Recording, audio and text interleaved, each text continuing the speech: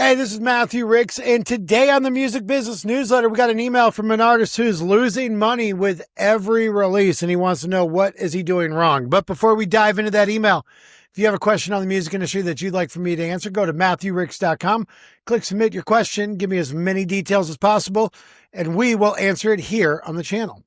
Now for the email. He says, hey, Matthew, I'm writing this because I feel like I'm doing everything I'm supposed to be doing, and somehow I'm still moving backwards financially. He says, I'm 28, based in Phoenix, Arizona, and I've been releasing music independently for 5 years. I write and record everything myself in a small home setup, then outsource mixing and mastering because I know my limits. Good for you. Good for you that you know what your strengths and your weaknesses are. Most artists, either they outsource everything or they outsource nothing, and they should be in that happy medium like you are. He said, each single usually costs me somewhere between $1,200 to $1,800 all in when you factor in production and artwork fees. Okay. $1,200 to $1,800 to mix and master a song? Because how much are your artwork fees? Let's say you're paying $100 for artwork, which is too much money. Then you could be paying $1,700 for somebody to mix and master your one song? As an indie artist, that's way too much money. But let's continue, shall we?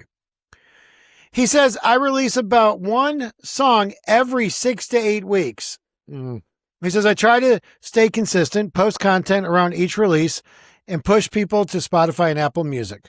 On paper, it feels responsible. A new song every 6 to 8 weeks, and you're not clearing $1,800 from that. And then you say you try to stay consistent. You post content around each release. So are you doing a build up here, or are you like 3 days before the release, you're posting up to 3 days after, and then you just kind of move on? On paper, it feels responsible. Not if you're paying $1,700 to have a song mixed and mastered. That's not responsible. He said, but here's the math that's killing me. Most of my releases land around 20,000 streams total across all platforms over their lifetime. Yikes. He says, that sounds decent when people hear the number, but the revenue barely covers anything. I'll make maybe $120 per song after months and months of streaming.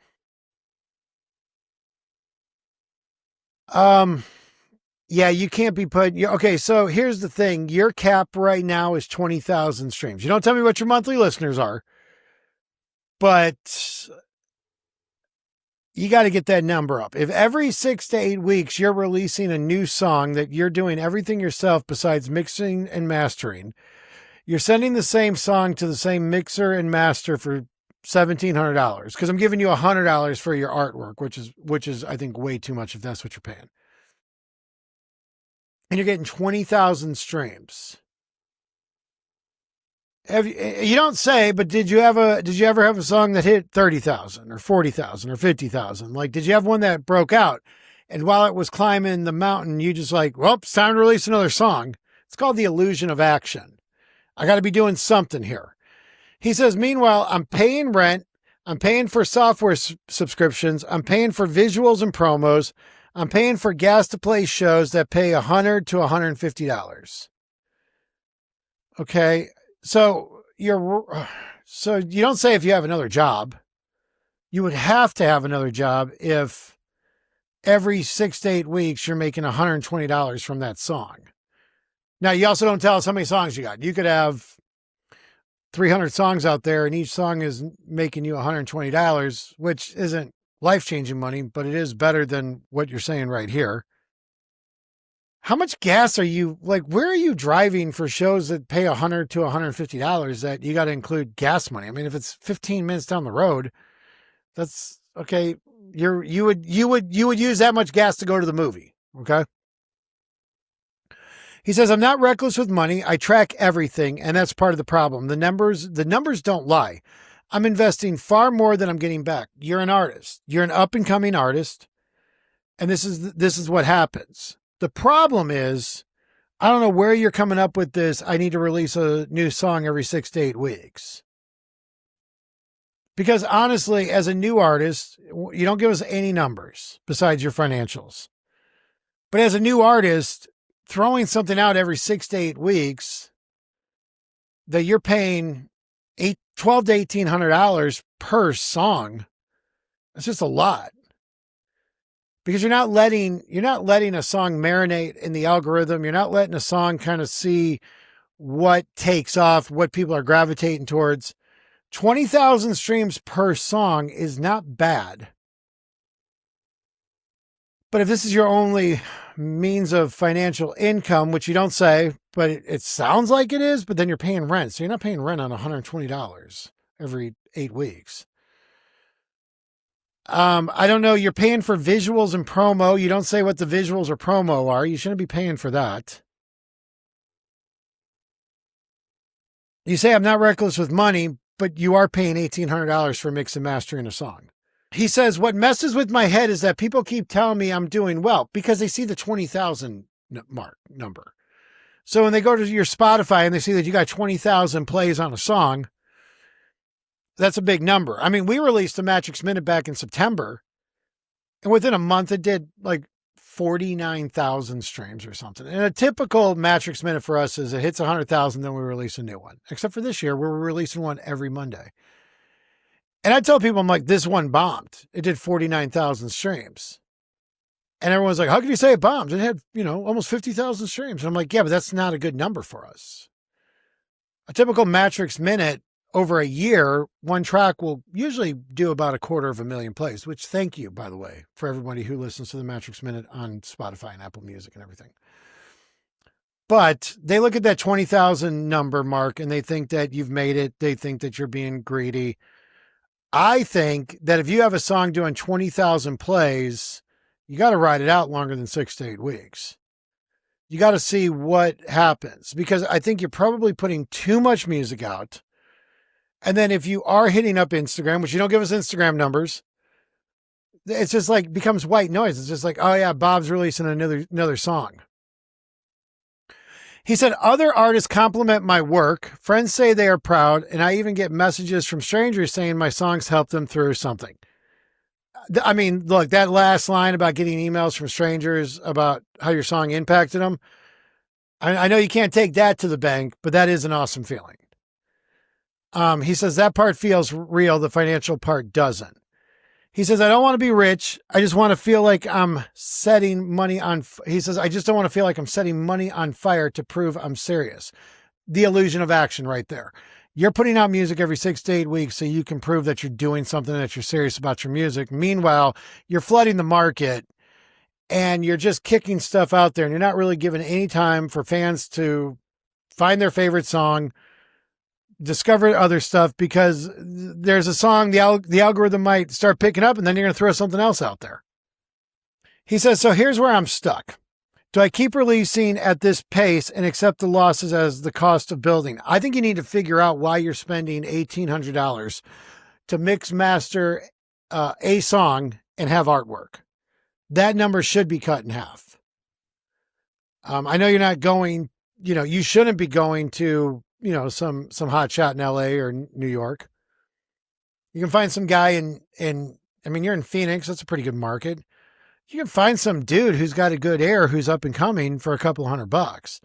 That number should be cut in half. If it's $1,800, 900 might even be too much, but it's better than 1,800. And I would slow down the pace. Every 6 to 8 weeks is ridiculous. That's a lot of pressure on you to keep going. He says, do I slow way down and only release when there's a bigger plan? I think you slow down until you come up with a number that makes sense. And so if you're doing 20,000, you should be slowing down right now and keep promoting the song until it gets to 30,000. And then when the next song gets to 30,000, you do the same thing until the next one gets to 40,000. You don't just keep like, okay, here's another song. It's been 6 weeks. He says, am I overspending on quality before there's a demand? Well, you don't tell us what the visual and promos you're paying for. And like I said, you're paying too much for mixing and mastering. You just are. He says, or am I just in that brutal middle stage nobody talks about? Well, so you do have the artists who don't do anything, and then they wonder why they're not making money. You're putting way too much money into stuff, and you're not making any money for it. So you got to slow that down, and you got to cut your expenses, just like you would if you were a family, and you're like, we're spending way too much money on all these streaming services or whatever, or going out to eat. We got to cut back. You got to cut back until the demand is there. Find a guy local in Phoenix, or, go up to Vegas or go over to San Diego or whatever. Find a young guy, good air, who's going to do you well. Price is going to be cheaper. Probably would love the work. Probably love to pay too. And you probably get this all in for a fourth of what you're paying right now. He says, I also feel pressure to level up. Bigger visuals, better promos, and maybe even hiring a PR team. No, stop. Yikes. Okay, one, the level up thing, it's a myth. That's your illusion of action right there. That's you going, I got to do something here. All right. Nothing's working. So let's throw more money at something. That's a terrible idea. Bigger visuals. You don't tell us what your numbers are. Like, I don't know what your Instagram numbers are. I can't tell you to do bigger visuals because you're not telling me anything. I mean, are you monetized on Instagram or TikTok? You don't tell me. Better promo. What better promo? A playlist placement? And then to hire a PR team. What is a PR team going to do for you? Your songs are doing 20,000 streams to date in the lifetime of it. You're making $120 on the life of a song, and you're going to hire a PR for what? So they can send a press release out that nobody's going to pick up? It's a terrible idea. Stop with the illusion of action. He says, so I guess my real question is this. How do you know when investing in your music is strategic? When you don't pay $1,800 for mixing and mastering on a song and wanting to level up by hiring a PR team, okay? That's just stupid. I mean, obviously you've watched my videos or you've listened to the Matrix Minute because you found me and you emailed me. And I always just wonder, when you guys are like, when I'm like, don't do promo, you don't need PR, don't put it in playlists. And then you're like, I'm going to send an email and ask them if I should do playlists. Like, this is just ridiculous. This is where your money's going. You're paying for promo, and it's probably this crap here with like a PR company. It's nonsense. You're wasting your money. He says, how do you know when investing in your music is strategic when you don't pay for all that crap? He says, versus when it's just subsidizing a dream that isn't paying you back. Because you're throwing good money at bad things. And then this leveling up thing shows me that this is ego. Because nobody should be happy where they're at. You should always be striving for more. You should always be striving for growth. That's a very commendable thing to do. But to level up, to what? Who are you in competition with? Because the only person you should be in competition with is yourself. The only person's numbers that you should be doing better than the last release is yours, not any other artist. That's what I'm saying. If you're doing 20,000 streams in the life of a song, go for 30. It's like what I tell artists to do with shows. If you're playing 150 people, try to get to 175. Try to get to 200 then, 225. Don't be worrying about what this other band does. You stay in your lane, you worry about yourself. You'll always be better off that way. He says, I love making music. I don't regret the time. I'm just scared of waking up at 35, realizing I've never changed course when the warning signs are already there. The warning signs are that you're spending your money like a fool. That's the warning signs. The warning signs are, it would take a 10-second Google search to realize that an independent artist with 20,000 plays should not be paying $1,800 for mix, mastering, and artwork on a single. That is so reckless with your money. And then you're like, I'm not making any money. I'm going in the hole because you're paying $1,800 for mix, mastering, and artwork on a single. And now you want to level up to something and hire a PR team to do publicity on an artist that your best song has been 20,000 streams. Who does this make sense to? He says, I don't need motivation. I need clarity. The clarity is stop spending your money. The clarity is stop being stupid with your money. Leveling up. Leveling up to what? Oh, I could level up and find a mix master to pay $3,800 per song. You could level up that way too. Don't mean you're going to get more than 20,000 streams. You got to figure out why you're only getting 20,000 streams per track. You have to. What's the cutoff? Look at your graphs. Is the song starting to pop off at week 6? You're doing this, and then you put a new song out and it drops because the new song's getting everybody's attention? You don't know. And when you're putting that much music out and you're doing everything yourself, you can't even see the pattern of what people like. There's no trend. I'm blessed that I have a team. They watch everything. They watch videos. This video did well. This Matrix Minute did well. Then they harass me and tell me to keep making the same stuff over and over again, which I'm not going to do. But you're doing all this because you want to level up with bigger visuals, and for what? You're getting 20,000 plays a song. Figure out how to get to 30,000 before you're going to hire a freaking PR company. But cut back on your expenses when it comes to mixing and mastering. He said, thanks for reading, Bob. Well, Bob, when you're spending money like a drunken fool, as my mom would say. But good luck. This is not